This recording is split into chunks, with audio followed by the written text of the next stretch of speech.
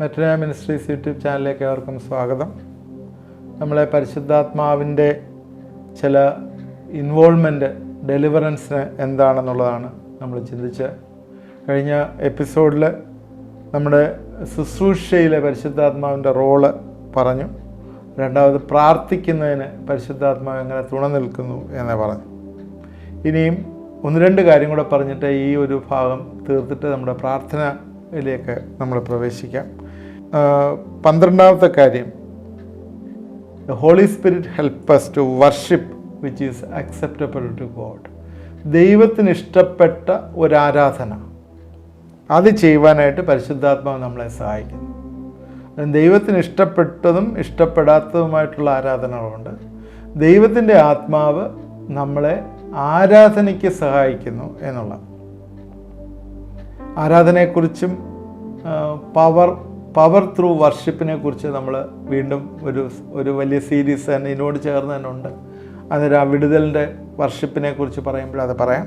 എന്നാൽ ഈ പരിശുദ്ധാത്മാവ് നമ്മളെ സഹായിക്കുന്നു. ഒന്ന് രണ്ട് വാക്യങ്ങൾ ഞാനിത് വായിക്കാത്ര മാത്രമേ ഉള്ളൂ. ഫിലിപ്പിയർ 3:3 പറയുന്നത്, നാമല്ലോ പരിച്ഛേദനക്കാർ ദൈവത്തിൻ്റെ ആത്മാവ് കൊണ്ട് ആരാധിക്കുകയും ക്രിസ്തുയേശുവിൽ പ്രശംസിക്കുകയും ജഡത്തിൽ ആശ്രയിക്കാതിരിക്കുകയും ചെയ്ത നാം തന്നെ. ഇവിടെ പൗലോസ് കർത്താവിൻ്റെ രക്ഷ പ്രാപിച്ച എന്ന് വെച്ചാൽ കർത്താവിൽ സന്തോഷിക്കുന്ന, കർത്താവിൽ നിന്ന് വീണ്ടെടുപ്പ് പ്രാപിച്ച ആളുകളെ ഉദ്ദേശിച്ചാണ് പറയുന്നത്. നാമല്ലോ പരിച്ഛേദനക്കാർ ദൈവത്തിൻ്റെ ആത്മാവ് കൊണ്ട് ആരാധിക്കുന്നു. അന്നേരം നമ്മുടെ ആരാധനകൾ ദൈവത്തിൻ്റെ ആത്മാവ് കൊണ്ടാണ്. നമ്മൾ ഇത്തിരി കാര്യങ്ങൾ ഈ ആരാധനയെക്കുറിച്ച് മനസ്സിലാക്കണം. Prayer is not a worship. പ്രാർത്ഥന എന്ന് പറയുന്നൊരു വർഷിപ്പല്ല, ഒരു റിക്വസ്റ്റാണ്. Okay. Thanksgiving is not a worship. നന്ദി എന്ന് പറയുന്നത് ഒരു വർഷിപ്പല്ല. താങ്ക്സ് ഗിവിങ് നന്ദി പറയുകയാണ്. So worship is a definite act of man in relation to God. ദൈവവുമായിട്ടുള്ള ബന്ധത്തിൽ ഉള്ള ഒരു പ്രവൃത്തിയാണ് വർഷിപ്പ് എന്ന് പറയുന്നത്. അബ്രഹാം ഇസാക്കിനെ യാഗം കഴിച്ചപ്പോൾ, അവിടെ യാഗം കഴിക്കാൻ കൊണ്ടുപോയപ്പോഴേ അത് ശരിക്കും ഒരു സാക്രിഫൈസായിട്ട് ദൈവം ചെയ്യാൻ പറഞ്ഞൊരു അനുസരണമായിരുന്നു. അതൊരു വർഷിപ്പായിട്ട് നമുക്ക് ട്രീറ്റ് ചെയ്യാൻ പറ്റുന്നൊരു കാര്യമാണ് വർഷിപ്പ് എന്ന് പറയുന്നത്. അന്നത്തെ വർഷിപ്പ് എന്ന് പറയുന്നത് യാഗം ആണ്. അന്ന് ദൈവത്തെ ആരാധിക്കുന്നതിനകത്തുള്ളൊരു ഭാഗമായിരുന്നു. അതൊരു അനുസരണമായിരുന്നു എന്ന് പറയാം. നമ്മുടെ പ്രാർത്ഥനകളൊക്കെ തന്നെ our prayers are taken up with our needs. നമ്മുടെ ആവശ്യങ്ങളുമായിട്ട് ചേർന്നാണ് നമ്മൾ പ്രാർത്ഥിക്കുന്നത്. അതുപോലെ താങ്ക്സ് ഗിവിങ് എപ്പോഴും നമ്മുടെ അനുഗ്രഹങ്ങൾ, അവർ ബ്ലെസ്സിങ്സുമായിട്ട് റിലേറ്റ് ചെയ്താണ് താങ്ക്സ് ഗിവിങ് ഇത് പറയുന്നത്. എന്നാൽ worship is not a request or a blessing. അത് ഒരു നീഡുമായിട്ടുള്ളതോ അല്ലെങ്കിൽ ഒരു താങ്ക്സ് ഗിവിങ് ആയിട്ടുള്ളതല്ല. Our worship we are taken with himself. അവനോടൊപ്പമാണ് വർഷിപ്പിനെ കുറിച്ച് പറയുന്നത്. നമ്മൾ വീണ്ടും ഈ വർഷിപ്പിനെ കുറിച്ച് പഠിക്കും.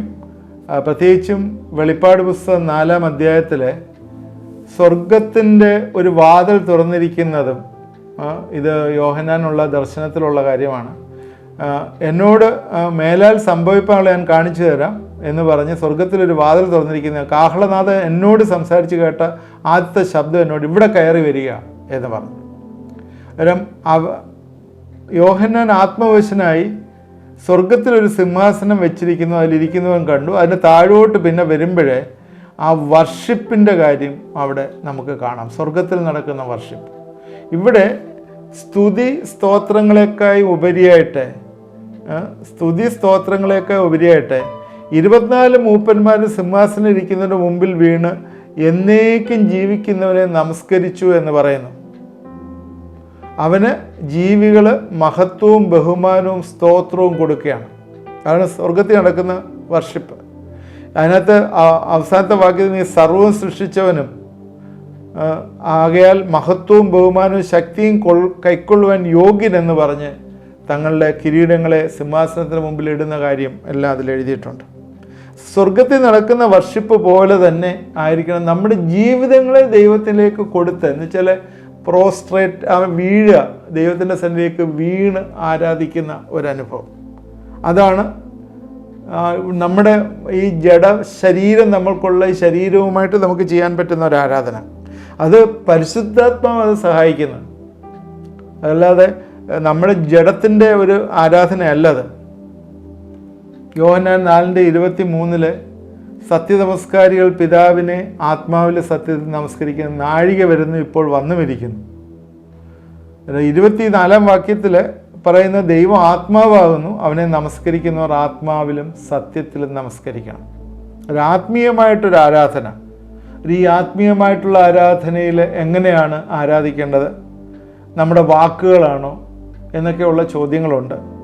അതിനകത്ത് ഒരുപാട് ഡിബേറ്റുള്ള ചോദ്യങ്ങളാണ് ഇത്. പലരും പല രീതിയിൽ പറയും, ഞാൻ ഇങ്ങനെ വാക്കുകൾ കൊണ്ട് ആരാധിക്കുന്നത്.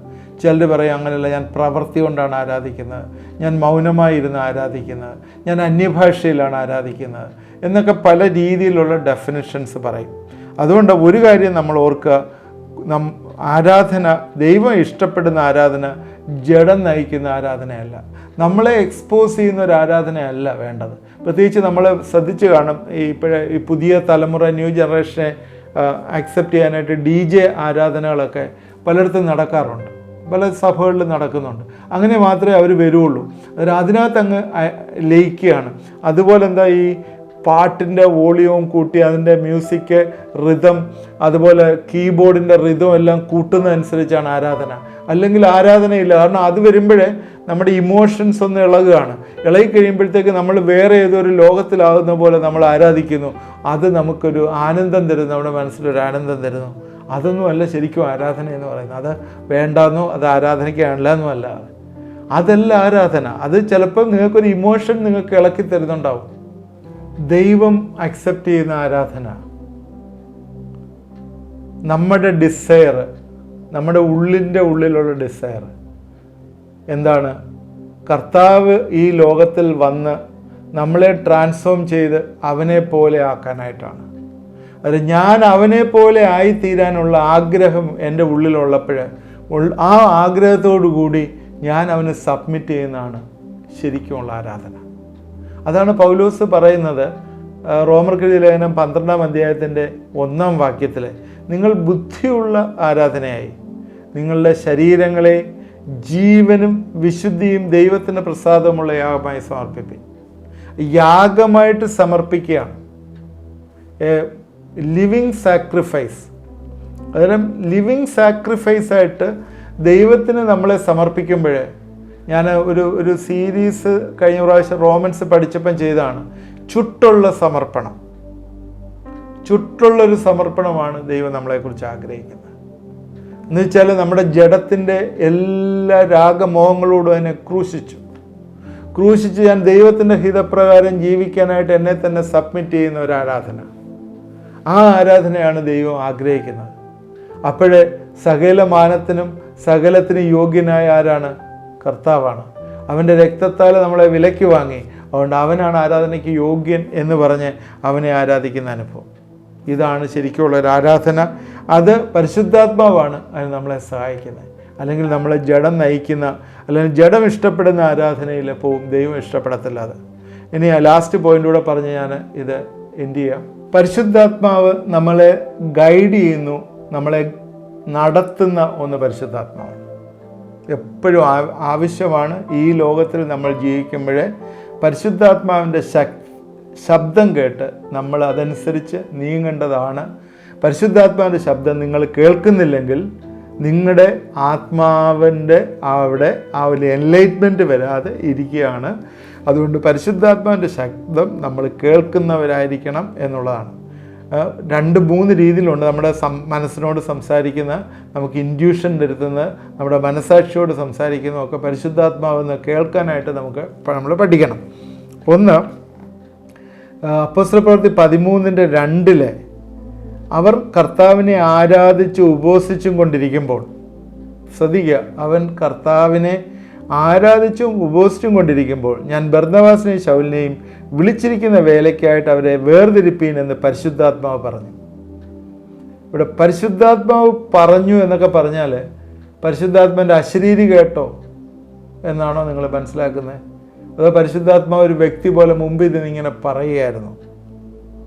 പരിശുദ്ധാത്മാവ് ഒരു ആൾ വസിക്കുന്നു, അതൊരു സ്പിരിറ്റാണ്, അതിനൊരു പേഴ്സണാലിറ്റി ഉണ്ട്. ഇതെല്ലാം നമ്മൾ പഠിച്ചിട്ടുള്ളതാണ്. ഈ പരിശുദ്ധാത്മാവ് പറഞ്ഞു എന്ന് വേർതിരിക്കാനായിട്ട് പറഞ്ഞു എന്ന് പറയുമ്പോഴേ എന്താണെന്ന് ചോദിച്ചാൽ, അവരുടെ മനസ്സിൽ, അവരുടെ ആത്മാവിൽ, നമ്മൾക്കറിയാം ആത്മാവ് ഉറങ്ങുന്നില്ല, നമ്മുടെ ആത്മാവിന് ഉറക്കമൊന്നുമില്ല. ആത്മാവ് സ്പിരിച്വൽ ബീയിങ് ആണ്, അത് ദൈവം തന്നിരിക്കുന്ന ഒന്നാണ്. അത് ഉറങ്ങുന്നില്ല നമ്മുടെ ആത്മാവ്. ദൈവത്തിൻ്റെ ആത്മാവ് രാത്രിയിലും പകലും എല്ലാം നമ്മളോട് സംസാരിക്കും. അത് ഈ ദൈവത്തിൻ്റെ ആത്മാവ് എന്നുവെച്ചാൽ പരിശുദ്ധാത്മാവ് ഈ ഉപവസിച്ചും പ്രാർത്ഥിച്ചുകൊണ്ടിരിക്കുന്നവരോട് പറഞ്ഞു എന്ന് പറഞ്ഞാൽ അവരുടെ ഹൃദയത്തിൽ തോന്നിപ്പിച്ചു, അല്ലെങ്കിൽ അവർക്കൊരു ഇൻഡ്യൂഷൻ കൊടുത്തു, അല്ലെങ്കിൽ അവരെ മനസ്സിലെ കൺവിൻസ്ഡ് ആക്കി. പൗലോസിനെയും ശൗലിനെയും ബർന്നബാസിനെയും വിളിച്ചിരിക്കുന്ന വേലയ്ക്കായിട്ട് വേർതിരിപ്പീൻ. അതിന് പരിശുദ്ധാത്മാവിൻ്റെ ഇനിസിയേഷനിലാണ് ശുശ്രൂഷകൾക്ക് അല്ലെങ്കിൽ ശുശ്രൂഷയ്ക്ക് ആളിനെ വിടുന്നത്, വേർതിരിക്കുന്നതെന്നൊക്കെ പരിശുദ്ധാത്മാവിൻ്റെ ഇനിസിയേഷനാണ്. എനിക്കിതുപോലൊരു എക്സാമ്പിൾ പറയാനായിട്ടുള്ളത്, എൻ്റെ ജീവിതത്തിൽ ഞാൻ UP-യിലിരുന്ന് കുറേ ദിവസങ്ങളായിട്ട് പ്രാർത്ഥിക്കുന്ന ഒരു സമയമുണ്ടായിരുന്നു. ആ സമയത്താണ് എൻ്റെ കൂടെ ദൈവത്തിൻ്റെ പരിശുദ്ധാത്മാവ് ഉപവാസത്തിലും പ്രാർത്ഥനയിലും ഇരുന്നപ്പോഴേ, നിൻ്റെ ജീവിതത്തിൽ നീ നോർത്ത് ഇന്ത്യക്ക് വേണ്ടി ഉള്ളൊരു മെസ്സഞ്ചറായി, ഒരു മിഷണറിയായി, അല്ലെങ്കിൽ നീ അതിനു വേണ്ടി നിന്റെ സമയവും നിൻ്റെ താലന്തുകളും നിൻ്റെ റിസോഴ്സസും സ്പെൻഡ് ചെയ്യണം, നിന്നെ അതിനായിട്ട് ഞാൻ വേർതിരിക്കുന്നു എന്ന് എന്നോട് പറഞ്ഞത്. അതെങ്ങനെയാണ് ദൈവത്തിൻ്റെ സന്നിധിയിലിരിക്കുമ്പോൾ ദൈവം പറയുന്നതാണ്. അപ്പോസ്തല പ്രവൃത്തി 8-ാം അധ്യായത്തിലെ നമുക്കറിയാവുന്ന ഒരു ആക്റ്റാണ്. 27 തൊട്ട് പരിശുദ്ധാത്മാവ് ഫിലിപ്പോസിനോട് സംസാരിക്കുന്ന കാര്യങ്ങൾ അവിടെ എഴുതിയിട്ടുണ്ട്. ആദ്യം കർത്താവിൻ്റെ ദൂതൻ എന്ന് പറഞ്ഞിട്ടാണ് പറയുന്നത്. കർത്താവിൻ്റെ ദൂതൻ ഫിലിപ്പോസിനോട്, നീ എഴുന്നേറ്റ് തെക്കോട്ട് യെരുശലേമിൽ നിന്ന് ഗസയ്ക്കുള്ള നിർജ്ജനമായ വഴിയിലേക്ക് പോകാം. 26-ാം വാക്യത്തിലാണ്. അതായത് ഇവിടെ ദൂതൻ വന്നു അവനുമായിട്ട് സംസാരിച്ചോ അവൻ ദൂതനെ കണ്ടോ എന്നൊന്നും എഴുതിയിട്ടില്ല. ഓക്കെ, അത് അങ്ങനെ പറഞ്ഞു. അവൻ പുറപ്പെട്ട് ചെന്നപ്പോൾ കന്ദക്ക എന്ന എത്യോപ്യ രാജ്ഞിയുടെ ഒരു ഷണ്ണനും മഹാനും അവളുടെ സകല ഭണ്ഡാരത്തിനും മേൽവിചാരൻ എത്യോപ്യനെ കണ്ട് അവൻ യെരുശലേമിൽ നമസ്കരിപ്പാൻ ചെന്നിട്ട്, അത് താഴോട്ട് എഴുതിയിട്ടുണ്ട്, മടങ്ങിപ്പോകയിൽ തേരിലിരുന്ന് യെശയ്യാപ്രവചനന്റെ പുസ്തകം വായിക്കുകയായിരുന്നു. അപ്പോൾ ആത്മാവ് ഫിലിപ്പോസിനോട്, ഈ ആത്മാവെന്ന് പറയുന്നത് എസ് ക്യാപിറ്റലാണ് ഉദ്ദേശിക്കുന്ന സ്പിരിറ്റ്, അത് ഹോളി സ്പിരിറ്റാണ്. പരിശുദ്ധാത്മാവ് ഫിലിപ്പോസിനോട്, നീ അടുത്ത് ചെന്ന് തേരിനോട് ചേർന്ന് നടക്കുക. അപ്പോൾ ഇവിടെ ഒരു ഗൈഡൻസ് കൊടുക്കുന്നത് പരിശുദ്ധാത്മാവാണ്. അതാണ് പറയാനായിട്ട് ഉദ്ദേശിച്ചത്. അതിന് ഗൈഡൻസ് പലപ്പോഴും ശുശ്രൂഷയിലുള്ള ഗൈഡൻസാണ്. ഇവിടെ എല്ലാം നമ്മൾ വായിച്ചതെല്ലാം ശുശ്രൂഷയുടെ ഗൈഡൻസാണ്. അല്ലാതെ നിൻ്റെ കൊച്ചിന് വിദേശത്ത് പഠിക്കാനായിട്ടുള്ള ഇത് കിട്ടും എന്ന് പരിശുദ്ധാത്മാവ് പറയുമെന്ന് ചോദിച്ചാൽ ചിലപ്പം പറഞ്ഞേക്കാം, ഇല്ലെന്ന് ഞാൻ പറയുന്നില്ല. കാരണം പരിശുദ്ധാത്മാവിന് എല്ലാം ചെയ്യാൻ പറ്റും. എന്നാൽ നോർമലി ഇവിടെ എല്ലാം കാണുന്ന ഒരു ശുശ്രൂഷയ്ക്കുള്ള ഒരു വേർതിരിവാണ് പരിശുദ്ധാത്മാവ് കൊടുക്കുന്നത്. അല്ലെങ്കിൽ ശുശ്രൂഷയ്ക്ക് വേണ്ടിയാണ് പരിശുദ്ധാത്മാവ് ഇവിടെ എല്ലാം പ്രവർത്തിച്ചതായിട്ട് കാണുന്നത്. എന്നാൽ ജീവിതത്തിലെ ചില കാര്യങ്ങളിൽ പ്രാർത്ഥിക്കുമ്പോൾ നമ്മുടെ ഹൃദയത്തിലെ പരിശുദ്ധാത്മാവ് നമ്മളെവിടെ തോന്നിപ്പിക്കുക എന്താണ്, ചില പ്രാർത്ഥനകളുടെ ഉത്തരം വന്നിരിക്കുന്നു, അല്ലെങ്കിൽ പ്രാർത്ഥനയുടെ ഉത്തരം വരുന്നു എന്നൊക്കെ പരിശുദ്ധാത്മാവ് നമ്മുടെ ഹൃദയങ്ങളിൽ തോന്നിപ്പിക്കും. പൗലോസിൻ്റെ ജീവിതത്തിൽ ഏഷ്യയിലേക്ക് പോകാനായിട്ട് അപ്പോസ്തല പ്രവൃത്തി 16:6-7 ഏഷ്യയിലേക്ക് പോകാനായിട്ട് ആസിയയിൽ വചനം പ്രസംഗിക്കരുതെന്ന് പരിശുദ്ധാത്മാവ് വിലക്കിയായിട്ട് കാണും. അപ്പോസ്തല പ്രവൃത്തി 16:6-7 അത് എഴുതിയിരിക്കുക ഇങ്ങനെയാണ്: ആസിയയിൽ വചനം പ്രസംഗിക്കരുതെന്ന് പരിശുദ്ധാത്മാവ് വിലക്കിയാൽ ഫ്രുഗ്യയിലും ഗലാത്യ ദേശത്തിലും കൂടി സഞ്ചരിച്ചു. മ്യൂസിയയിലെത്തി മൈസയ. ബിഥുന്യയ്ക്ക് പോകാൻ ശ്രമിച്ചു. യേശുവിൻ്റെ ആത്മാവോ അവരെ സമ്മതിച്ചില്ല. അവിടെയും സ്പിരിറ്റ് എന്ന് പറയുന്ന ക്യാപിറ്റൽ ലെറ്ററാണ് ഇട്ടിരിക്കുന്നത്. ദൈവത്തിൻ്റെ ആത്മാവ് അവരെ സമ്മതിച്ചില്ല. കാരണം അവരുടെ ശുശ്രൂഷ കുറേ കൂടെ ഉണ്ടായിരുന്നു. അവിടെ ചെന്നിട്ട് അവർക്ക് ചില ബുദ്ധിമുട്ട് വരുമെന്നായിരിക്കാം, അല്ലെങ്കിൽ ചിലപ്പോൾ അവർക്ക് ആരെങ്കിലും അവരെ കൊല്ലുമെന്ന് ആയിരിക്കും ചിന്തിച്ച്, എന്തായാലും അവർക്ക് അവരെ പരിശുദ്ധാത്മാവ് വിലക്കി സമ്മതിച്ചില്ല എന്ന് കാണുന്നു. അപ്പോസ്തല പ്രവൃത്തി 4-ാം അധ്യായത്തിൻ്റെ 31-ാം വാക്യത്തിൽ എല്ലാവരും ഒരുമിച്ച് കൂടിയിരുന്ന് പ്രാർത്ഥിച്ചു. അവിടെ പ്രാർത്ഥന എന്തായിരുന്നു എന്നൊക്കെ ആ 4:30 ഉള്ള വാക്യത്തിൽ കാണാം. അവിടെ സുവിശേഷത്തിൻ്റെ വർധനവിന് വേണ്ടിയാണ് പ്രാർത്ഥിച്ചത്. ഇങ്ങനെയാണ്, ഇപ്പോഴോ കർത്താവെ അവരുടെ ഭീഷണികളെ നോക്കണമേ, സൗഖ്യമാക്കാൻ നിൻ്റെ കൈ നീട്ടുന്നതിനാലും നിൻ്റെ പരിശുദ്ധനായ യേശുവിൻ്റെ പരിശുദ്ധദാസനായ യേശുവിൻ്റെ നാമത്താൽ അടയാളങ്ങളും അത്ഭുതങ്ങളും ഉണ്ടാകുന്നതിനാലും നിൻ്റെ വചനം പൂർണ്ണ ധൈര്യത്തോടെ പ്രസ്താവിപ്പാൻ നിൻ്റെ ദാസന്മാർക്ക് കൃപ നൽകണമേ. ഇതാണ് അവരുടെ പ്രാർത്ഥനാ വിഷയം. പ്രാർത്ഥനാ വിഷയങ്ങൾ നിങ്ങൾ മനസ്സിലാക്കി എന്താണ്?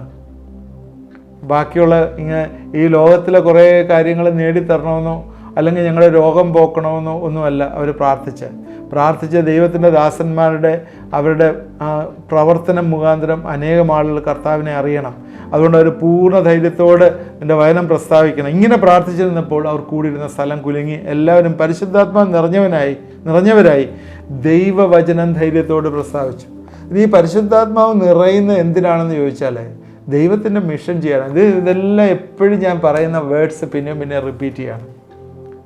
ദൈവം മനുഷ്യനെക്കുറിച്ച് ആഗ്രഹിക്കുന്നത് നിങ്ങൾ ആദാമിനെ ഹവ്വയെ സൃഷ്ടിച്ചപ്പോൾ ആ ഒരു സ്റ്റേജിലേക്ക് നിങ്ങളെ കൊണ്ടുവരിക എന്നുള്ളതാണ് ദൈവം ആഗ്രഹിക്കുന്നത്.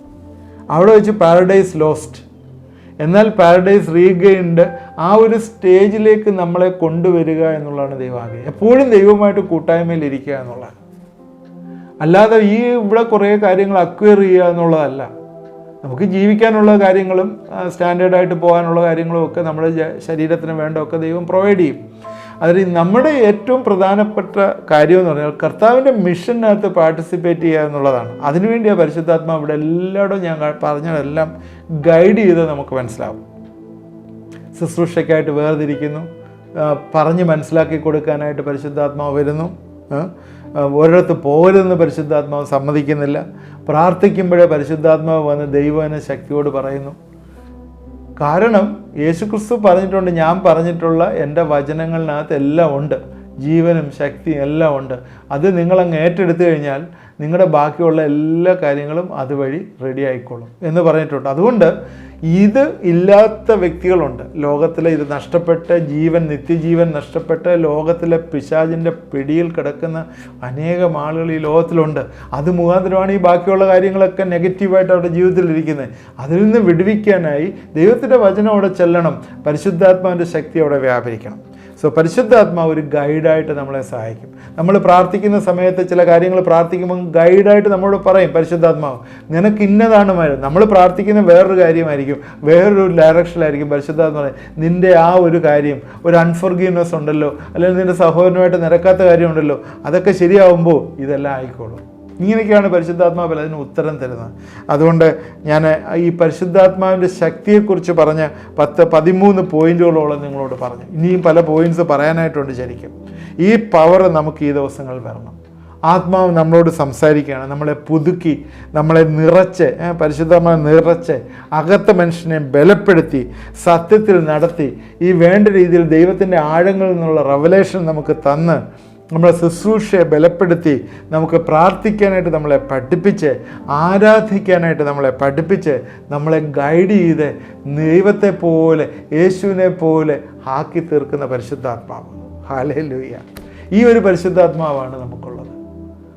അല്ലാതെ പരിശുദ്ധാത്മാവ് ഇങ്ങോട്ട് വരുമ്പം വേറെ പരിപാടികളൊന്നും അല്ല ചെയ്യുന്നത്. പരിശുദ്ധാത്മാവ് നമ്മളെ കർത്താവിൻ്റെ അനുരൂപമാക്കി തീർക്കുന്ന ആ ഒരു പ്രക്രിയയിൽ പരിശുദ്ധാത്മാവ് പാർട്ടിസിപ്പേറ്റ് ചെയ്യുകയാണ്. അതുകൊണ്ട് എൻ്റെ പ്രിയപ്പെട്ടവരെ, ഞാനിന്ന് ചെയ്യുകയാണ് 2 കാര്യങ്ങളാണ് പറഞ്ഞത്. ഒന്ന്, പരിശുദ്ധാത്മാവ് ആരാധനയ്ക്ക് നമ്മളെ സഹായിക്കും. ആരാധന ദൈവം ആഗ്രഹിക്കുന്നു, ദൈവത്തെ ആരാധിക്കേണ്ട പോലെ ആരാധിക്കാൻ അവൻ്റെ ആത്മാവാണ്. അന്നേരം ഈ ദൈവം ആത്മാവാകുന്നു, അവനെ ആരാധിക്കുന്നവർ ആത്മാവിലും സത്യത്തിലും ആരാധിക്കണം. ആത്മാവിൽ ആരാധിക്കാനായിട്ട് പരിശുദ്ധാത്മാവിൻ്റെ സഹായം നമുക്ക് ആവശ്യമാണ്. ജഡീയമായിട്ടുള്ള ആരാധന ദൈവം അക്സെപ്റ്റ് ചെയ്യുന്നില്ല എന്ന് ഓർക്കുക. രണ്ടാമത്, പരിശുദ്ധാത്മാവ് നമുക്കൊരു ഗൈഡായിട്ട് നമ്മളെ സഹായിക്കുന്നു. എങ്ങനെയാണ് ഗൈഡ്? ശുശ്രൂഷയുടെ മുഖത്ത് നമ്മുടെ പേഴ്സണൽ ലൈഫിൽ ഒരു ഗൈഡായി നമ്മളെ രൂപാന്തരപ്പെടുത്തുന്ന പരിശുദ്ധാത്മാവ്. ഇത്രയും വലിയ ശക്തി നമ്മളിലുള്ളപ്പോഴേ അത് നമ്മൾ യൂസ് ചെയ്യാതിരിക്കുന്നത് അപക്വമാണ്, അതുപോലെ അറിവില്ലായ്മയാണ്. ഇന്ന് നിങ്ങൾ ചിന്തിക്കുക, നിങ്ങളുടെ ഉള്ളിൽ ദൈവം തന്നിരിക്കുന്ന പരിശുദ്ധാത്മാവ് ഇത്രയും കഴിവുകളുള്ള പരിശുദ്ധാത്മാവാണെങ്കിൽ ഞാൻ എന്തിനാണ് ഞെരുങ്ങിയിരിക്കുന്നത്? ഞാൻ എന്തിനാണ് രോഗഗ്രസ്തയായിരിക്കുന്നത്? ഞാൻ എന്താണ് നിരാശയായിട്ടിരിക്കുന്നത്? എന്താണ് എൻ്റെ തലമുറകൾ അനുഗ്രഹിക്കപ്പെടാത്ത? എന്താണ് ഞാൻ ഉറങ്ങി താഴോട്ട് നോക്കിയിരിക്കുന്നത്? കാര്യങ്ങൾ എൻ്റെ ജീവിതത്തിൽ നിന്ന് മാറാതെ ഇരിക്കുന്നത് എന്താണ്? നിങ്ങൾ തന്നെ ഒന്ന് അനലൈസ് ചെയ്ത് നോക്കി. നിങ്ങൾക്കതിൽ നിന്ന് വിടുതൽ പ്രാപിക്കാം. ഞാനൊന്നും പറയണ്ട, ഞാൻ ഇതെല്ലാം പറയുന്നത് നിങ്ങളുടെ ജീവിതങ്ങളെ ഒന്ന് റിട്രോസ്പെക്റ്റ്, നിങ്ങളുടെ ജീവിതങ്ങളെ ഒന്ന് ഇൻട്രോസ്പെക്റ്റ് ചെയ്യാനായിട്ട്, മനസ്സിലാക്കുവാനായിട്ട്, നിങ്ങളുടെ ജീവിതങ്ങളിൽ എവിടെ കുറവ് വന്നു അതിൽ നിന്ന് ഒന്ന് ഒരു വിടുതൽ പ്രാപിക്കാനായിട്ടാണ്. ഈ പരിശുദ്ധാത്മാവ് നമ്മളെ സഹായിക്കട്ടെ, അതിന് നമ്മളെ സഹായിക്കട്ടെ എന്ന് പ്രാർത്ഥിക്കാം. ഈ the power of the holy spirit ആണ് നമ്മൾ ഇത്രയും ദിവസം ഡിസ്കസ് ചെയ്യുന്നത്. അടുത്ത എപ്പിസോഡിൽ നമ്മൾ പവർ ഓഫ് പ്രയറിലേക്ക് കയറുകയാണ്. Power of prayer. ഇന്നത്തെ ചിന്തകൾ നമുക്ക് പ്രയോജനമായി എന്ന് വിചാരിക്കുന്നു. നമ്മൾ പ്രാർത്ഥിക്കാം. ദൈവമായ കർത്താവേ, ഇത് കണ്ടുകൊണ്ടിരുന്ന പ്രിയപ്പെട്ടവരെ എല്ലാം ഞങ്ങളെ ഏൽപ്പിച്ച് പ്രാർത്ഥിക്കുന്നു. കർത്താവേ, ഞങ്ങളെക്കുറിച്ച് തന്നെ ഒരു അനാലിസിസ് നടത്താനായിട്ട് കർത്താവേ നീ ഞങ്ങളെ സഹായിച്ചു ഓർത്ത് സ്തോത്രം. പലപ്പോഴും ഞങ്ങളുടെ ചിന്തകളൊക്കെ ഈ ലോകവുമായിട്ട് ബന്ധപ്പെട്ടുള്ള ചിന്തയാണ്, ശരീരത്തിൻ്റെ ചിന്തകളാണ് ഞങ്ങൾ നടത്തിക്കൊണ്ടിരിക്കുന്നത്. എന്നാൽ ആത്മാവിൻ്റെ ചിന്ത ദൈവികമാണെന്നും അത് ദൈവവുമായിട്ട് റിലേറ്റ് ചെയ്തിരിക്കുന്നതിനാൽ അത് ബലപ്പെടുന്നതനുസരിച്ച് ഞങ്ങളുടെ മനസ്സും ശരീരവും ബലപ്പെടുന്നു എന്നുള്ള ഞങ്ങൾ പലപ്പോഴും വിസ്മരിച്ച് കളഞ്ഞ് ഞങ്ങളോട് ക്ഷമിക്കണമേ എന്ന് പ്രാർത്ഥിക്കുന്നു. ജഡം നയിക്കുന്ന ഒരു ആരാധനയല്ലല്ലോ ഞങ്ങൾക്ക് വേണ്ടത്, ആത്മീയമായിട്ടുള്ളൊരു ആരാധന ചെയ്യുവാനായിട്ട് നീ ഞങ്ങളെ സഹായിക്കണമേ. ജീവിതങ്ങളെ ദൈവകരങ്ങളിലെ യാഗമായി സമർപ്പിച്ചുള്ള ആരാധന, ചുട്ടു സമർപ്പിക്കുന്ന ആരാധന, അത് ഞങ്ങൾക്ക് തരണമേ എന്ന് പ്രാർത്ഥിക്കുന്നു. അതുപോലെ കർത്താവെ, ശുശ്രൂഷയുമായി ബന്ധപ്പെട്ട് ഞങ്ങളെ രൂപാന്തരപ്പെടുത്തുവാനായി നീ ഞങ്ങളെ ഗൈഡ് ചെയ്യുമ്പോൾ അതനുസരിപ്പാനായിട്ട് ഞങ്ങളെ സഹായിക്കണമെന്ന് പ്രാർത്ഥിക്കുന്നു. അവിടെയൊക്കെ വലിയ വിടുതലുകൾ വന്നു ചേരുന്നുവെന്ന് അറിയുന്നു. ദൈവവചനം മനസ്സിലാക്കി കൊടുക്കാനായിട്ട്, പരിശുദ്ധാത്മാവിൻ്റെ ശുശ്രൂഷയിൽ വേർതിരിക്കപ്പെടുവാനായിട്ട്, പരിശുദ്ധാത്മാവ് പോകാനും പോകാതിരിക്കാനും ദൃഷ്ടി വെച്ച് ആലോചന പറഞ്ഞു തരുന്ന ദൈവം, പോകേണ്ടുന്ന വഴി ഉപദേശിച്ചു തരുന്ന ദൈവം, ഈ പരിശുദ്ധാത്മാവിൽ കൂടി ഞങ്ങളെ ഗൈഡ് ചെയ്യണമേ, സഹായിക്കണമേ എന്ന് പ്രാർത്ഥിക്കുന്നു. ഇത് കണ്ടുകൊണ്ടിരുന്ന എല്ലാവരും ഞങ്ങൾ അനുഗ്രഹിച്ച് പ്രാർത്ഥിക്കുന്നു. എവിടെയെങ്കിലുമൊക്കെ കർത്താവെ തകർന്നിരിക്കുന്നെങ്കിൽ അവിടെയൊക്കെ പണിയപ്പെടട്ടെ എന്ന് പ്രാർത്ഥിക്കുന്നു. ജീവിതത്തിൻ്റെ എല്ലാ മേഖലകളും പണിയപ്പെടുവാനായിട്ട് അതിൻ്റെ കരങ്ങളിലേക്ക് ഏൽപ്പിക്കുന്നു. പ്രാർത്ഥന കേട്ട ഓർത്ത് സ്തോത്രം. യേശു ക്രിസ്തുവിൻ്റെ നാമത്തിൽ പ്രാർത്ഥിക്കുന്നു, കേൾക്കണമേ, ആമേൻ. ഇത് നിങ്ങൾക്ക് മറ്റുള്ളവർക്ക് ഷെയർ ചെയ്ത് കൊടുക്കണം. ഇതിൻ്റെ സത്യങ്ങൾ നിങ്ങൾ മനസ്സിലാക്കണം. എന്തെങ്കിലും കമൻറ്റുകൾ നിങ്ങൾ കമൻറ്റ് ബോക്സിലിടുക. തീർച്ചയായും ദൈവം നമ്മളെ അനുഗ്രഹിക്കും. നമ്മുടെ വഴികളെല്ലാം ദൈവം അറിയുന്നുണ്ട്. അതുകൊണ്ട് നമ്മുടെ ജീവിതത്തെ തന്നെ പൂർണ്ണമായിട്ട് രൂപാന്തരപ്പെടുത്തുവാനായിട്ട് ദൈവം ഇത് സഹായിക്കും. ഈ ലിങ്കുകളൊക്കെ നിങ്ങൾ വാട്സാപ്പിനകത്തൊക്കെ ഒന്ന് അയച്ചു കൊടുക്കുകയോ അല്ലെങ്കിൽ അത് നിങ്ങളുടെ വാട്സാപ്പിൻ്റെ ഐക്കണാക്കി ഒന്ന് കീപ്പ് ചെയ്യുകയോ ഒക്കെ ചെയ്താൽ അനേകം ആളുകൾ ഇത് കാണുകയും അനുഗ്രഹിക്കപ്പെടുകയും ചെയ്യും. പ്രെയർ റിക്വസ്റ്റുകൾ ആ നമ്പറിൽ അയച്ച് നിങ്ങൾക്ക് വേണ്ടി പ്രാർത്ഥിക്കുന്നതാണ്. ദൈവം നമ്മളെ എല്ലാവരെയും അനുഗ്രഹിക്കും.